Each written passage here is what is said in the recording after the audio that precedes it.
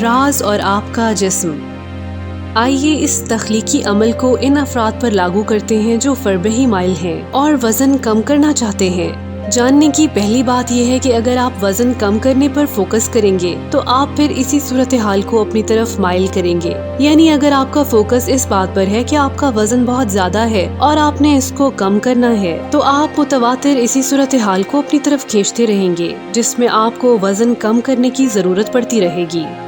جاننے کی دوسری بات یہ ہے کہ فربہی مائل ہونے کی وجہ اس کے بارے میں آپ کی سوچ ہے۔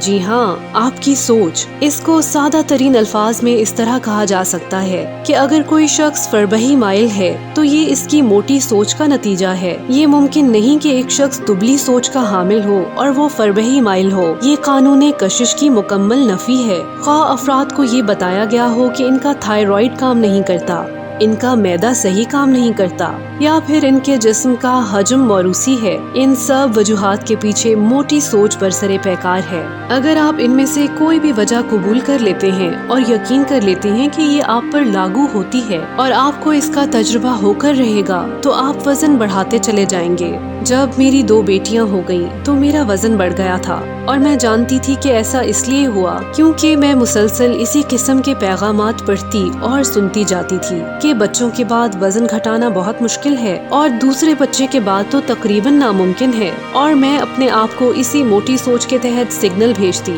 اور پھر یہی میرا تجربہ بن جاتا۔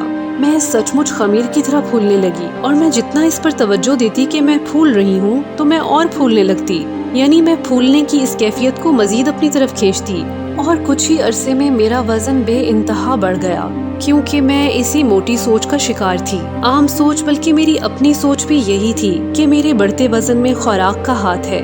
یہ ماننا آپ کے لیے نہایت غیر موزوں ہے۔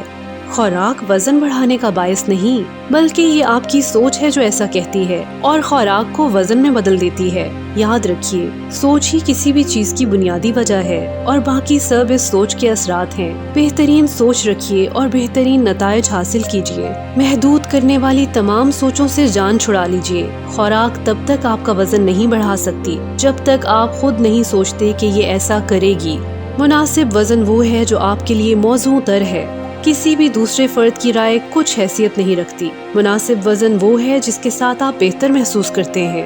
بہت ممکن ہے کہ آپ کسی ایسے شخص کو جانتے ہوں جو بے پناہ کھاتا ہے لیکن پھر بھی دبلا ہو اور وہ علل اعلان کہتا ہو کہ میں کچھ بھی کھا سکتا یا کھا سکتی ہوں اور میرا وزن بالکل متوازن ہے، اور یہ سن کر کائنات کا جن کہتا ہے کیا حکم ہے میرے آقا۔ اپنے بہترین وزن کو اپنی طرف بلانے کے لیے تخلیقی عمل کو بروئے کار لاتے ہوئے مندرجہ ذیل اقدامات کیجیے۔ پہلا قدم، مانگیے۔ سب سے پہلے جو وزن آپ چاہتے ہیں اس پر واضح فیصلہ کیجیے۔ اپنے ذہن میں اپنی ایک تصویر بنائیے کہ اس وزن پر آپ کس طرح نظر آئیں گے۔ اگر آپ کے پاس پہلے کی تصویر موجود ہے جب آپ کا وزن کم تھا تو ان تصاویر کو جمع کریں کہ جب آپ اس وزن پر تھے اور ان پر اکثر اوقات نظر ڈالتے رہیے۔ دوسرا قدم، یقین کیجیے۔ آپ کو یقین لازم رکھنا ہے کہ آپ متوازن وزن ضرور پا لیں گے اور یہ وزن پہلے سے آپ حاصل کر چکے ہیں۔ آپ کو ایسا تصور کرنا چاہیے اور پختہ یقین کر لینا چاہیے کہ آپ متوازن وزن رکھتے ہیں۔ آپ کو اپنے آپ کو اس وزن تک پہنچتے دیکھنا چاہیے۔ اپنے طے شدہ وزن کو اپنے وزن والی مشین پر درج کر دیجیے اور روزانہ اپنا وزن نہ ماپیے۔ جو آپ چاہتے ہیں اور مانگ رہے ہیں اس کی اپنی سوچ، الفاظ اور عمل کے باعث مخالفت مت کیجیے۔ اپنے موجودہ وزن پر کپڑے مت خریدیے۔ جو کپڑے آپ کو آئندہ خریدنے ہیں ان پر فوکس رکھیے اور اپنا ایمان مستحکم رکھیے۔ متوازن وزن حاصل کرنا بھی کائنات کی آرڈر بک میں سے آرڈر دینے کے مترادف ہے۔ آپ فہرست دیکھتے ہیں، آرڈر دیتے ہیں اور مطلوبہ وزن حاصل کر لیتے ہیں۔ ایسے افراد جو آپ کے خیال کے مطابق پرفیکٹ وزن رکھتے ہیں ان کو ڈھونڈیے، ان کی تعریف کیجیے اور اس تعریف کو محسوس کیجیے، اور ایسا کرنے سے آپ اس کو اپنی طرف کھینچ رہے ہیں۔ اور جب بھی آپ وزنی افراد کو دیکھیں اور آپ کی توجہ ان کے موٹاپے کی طرف جائے تو فوراً اپنی توجہ اپنے اس خیال کی طرف لے جائیں جس میں آپ متوازن وزن حاصل کر چکے ہیں اور اس کو محسوس کیجیے۔ تیسرا قدم، وصول کیجیے۔ آپ کو ہمیشہ اچھا محسوس کرنا چاہیے، اپنے بارے میں اچھی سوچ رکھنی چاہیے۔ یہ بہت اہم ہے کیونکہ آپ اپنے جسم کے بارے میں اچھی سوچ رکھے بغیر متوازن وزن کو اپنی طرف مائل نہیں کر سکتے۔ اگر آپ اپنے جسم کے بارے میں اچھی سوچ نہیں رکھیں گے تو مزید ایسے احساسات آپ کے اندر جنم لیں گے جن کے باعث آپ اپنے جسم کے بارے میں بری سوچ رکھنے لگیں گے۔ آپ اپنے جسم پر تنقید کرتے رہ کر اس کو بدل نہیں سکتے، اور نہ ہی اس میں نقص نکال کر۔ اپنے جسم کے ہر پور کی تعریف کیجیے، اپنی ہر مکمل چیز کے بارے میں سوچیے۔ جب آپ اس انداز میں سوچیں گے تو آپ اپنے بارے میں اچھا محسوس کرنے لگیں گے، تو اس طرح آپ متوازن وزن کی فریکوینسی پر آ جائیں گے اور آپ اسی مکمل پن کو اپنی طرف بلائیں گے۔ ایک لکھاری نے کھانے کے بارے میں اپنی کتاب میں بہترین مشورہ دیا۔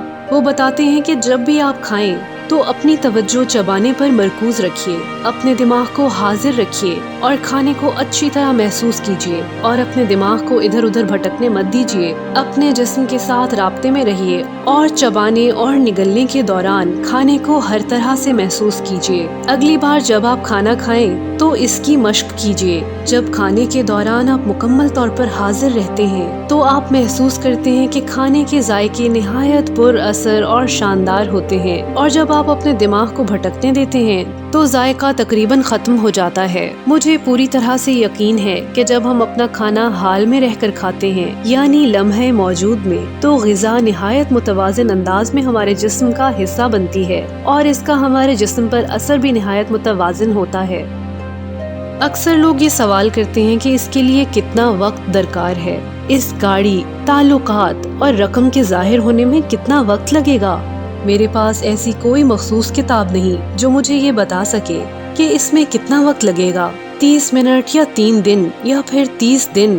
اس کا تعلق آپ کے کائنات کے ساتھ قائم ہونے والے تعلق پر ہے۔ وقت بس ایک سراب ہے، یہ ہمیں آئنسٹائن نے بتایا۔ اگر آپ پہلی بار اس کتاب کے بارے میں سن رہے ہیں تو آپ کو یہ بات ہضم کرنا تھوڑا مشکل ہوگا، کیونکہ آپ ایک کے بعد دوسرے واقعے کو رونما ہوتے دیکھتے ہیں۔ اگر آپ یہ بات سمجھ جائیں کہ وقت کچھ بھی نہیں ہے تو آپ دیکھیں گے کہ جو چیز بھی آپ کو مستقبل میں درکار ہے وہ پہلے ہی سے آپ کے پاس موجود ہے۔ اگر ہر چیز بیک وقت رونما ہو رہی ہے تو آپ کے متوازی آپ ہی کی شخصیت کا ایک روپ بھی موجود ہوگا جس کے پاس وہ سب کچھ پہلے ہی سے موجود ہے جو آپ حاصل کرنا چاہتے ہیں۔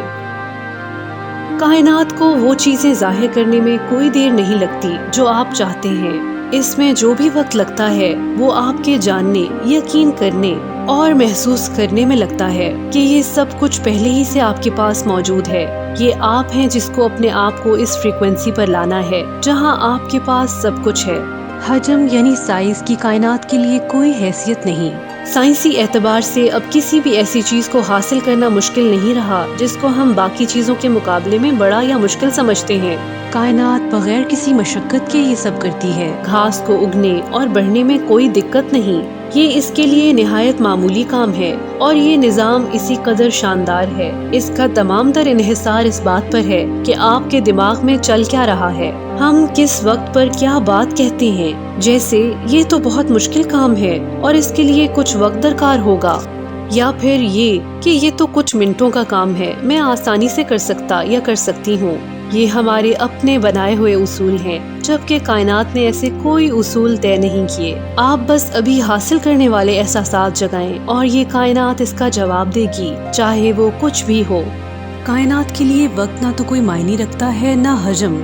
اس کے لیے $1 کا انتظام کرنا اور $1,000,000 کا انتظام کرنا ایک جیسا ہی ہے۔ ان دونوں کے درمیان فرق صرف یہی ہے کہ ہم $1 کو معمولی رقم جبکہ $1,000,000 کو بڑی رقم مانتے ہیں، اور اسی ماننے کی وجہ سے ان دونوں کو حاصل کرنے میں وقت کا فرق نظر آتا ہے۔ بعض افراد کو چھوٹی چیزوں کے ساتھ معاملات طے کرنے میں زیادہ آسانی محسوس ہوتی ہے، اسی وجہ سے ہم اکثر کہتے ہیں کہ چھوٹی چیزوں سے آغاز کریں۔ آج ہی سے چھوٹے چھوٹے معاملات پر گرفت کرنا شروع کیجیے۔ اپنے دماغ میں اس پرانے دوست کا خاکہ محفوظ کیجیے جس سے بہت عرصے سے آپ کی ملاقات نہیں ہوئی۔ ہو سکتا ہے کہ کوئی نہ کوئی آپ سے اس کا ذکر چھیڑ دے اور وہ دوست آپ کو کال کر دے یا خط لکھ دے۔ کسی بھی چھوٹی چیز سے آغاز کرنا قانون کشش کو اپنی آنکھوں سے دیکھنے کا آسان طریقہ ہے۔ میں آپ کو ایک ایسے نوجوان شخص کی کہانی سناتی ہوں جس نے بالکل ایسا ہی کیا۔ اس نے راز فلم دیکھی اور چھوٹی چیز سے آغاز کرنے کا سوچا۔ اس نے اپنے دماغ میں ایک پر کا خاکہ تشکیل دیا اور اس نے پوری طرح سے یہ یقین کر لیا کہ اس کا پر نہایت منفرد قسم کا ہے۔ اس نے اپنے دماغ میں ہی اس پر کے اوپر ایسے مخصوص نشانات نقش کر لیے جس سے اس کو بنا کسی شک کے فوری پتہ چل جائے کہ یہ اس نے اپنے دماغ والا پر ہی دیکھا ہے۔ 2 دن بعد وہ نیو یارک کی ایک بلند و بالا عمارت کی طرف چل کر جا رہا تھا۔ اس نے بتایا کہ اس کو خود بھی نہیں پتا کہ کیوں، لیکن اس نے نیچے دیکھا اور نیو یارک کی اس بلند و بالا عمارت کے داخلی راستے پر عین اس کے قدموں میں وہ پر پڑا تھا۔ وہ کوئی عام پر نہیں بلکہ وہی مخصوص پر تھا جس کا اس نے تصور کیا تھا۔ یہ اس کے دماغ میں موجود نقش کے عین مطابق تھا، اپنے تمام تر نقوش کے ساتھ۔ اسی لمحے وہ بغیر کسی شک کے ساتھ جان گیا تھا کہ قانون کشش ہے جو تمام تر روانائیوں کے ساتھ جلوہ زن ہے۔ اس کو اپنے دماغ کے ذریعے کسی بھی چیز کو اپنی طرف کھینچ لینے کی زبردست اہلیت کا اندازہ ہوا اور اس نے پورے ایمان اور یقین کے ساتھ اپنی توجہ بڑی بڑی چیزوں کی طرف مبذول کر لی تھی۔ ایک بندے کا کہنا ہے کہ لوگ حیران ہوتے ہیں کہ میں کس طرح پارکنگ میں جگہ بنا لیتا ہوں۔ میں ایسا تب سے کر رہا ہوں جب سے میں نے اس راز کو سمجھا۔ میں اس جگہ کو اپنے تصور میں دیکھتا ہوں جہاں میں گاڑی پارک کرنا چاہتا ہوں۔ میں ایسا تب سے کر رہا ہوں جب سے میں نے اس راز کو سمجھا۔ میں اس جگہ کو اپنے تصور میں دیکھتا ہوں جہاں میں گاڑی پارک کرنا چاہتا ہوں۔ 95% مجھے عین اسی جگہ مل جاتی ہے اور میں اس جگہ گاڑی لگا دیتا ہوں۔ 5% ایسا ہوتا ہے کہ مجھے اپنی من پسند جگہ کے لیے صرف 1 یا 2 منٹ انتظار کرنا پڑتا ہے اور کوئی نہ کوئی شخص گاڑی نکال لیتا ہے اور میں لگا دیتا ہوں۔ میں ہمیشہ ایسا ہی کرتا ہوں۔ اب یقیناً آپ سمجھ گئے ہوں گے کہ جب کوئی شخص کہتا ہے کہ مجھے ہمیشہ پارکنگ کے لیے جگہ مل جاتی ہے تو اس کو جگہ مل ہی جاتی ہے، اور ایک شخص کیوں ایسا کہتا ہے کہ میں بہت خوش قسمت ہوں اور میں ہر بار انعامات جیت جاتا ہوں، اور وہ ایک کے بعد دوسری چیز جیتتا چلا جاتا ہے۔ وہ لوگ اس کی امید کرتے ہیں، بڑی چیزوں کی امید کرتے ہیں، اور جیسا ہی آپ ایسا کرتے ہیں آپ پیش کی اپنی زندگی تشکیل دے پاتے ہیں۔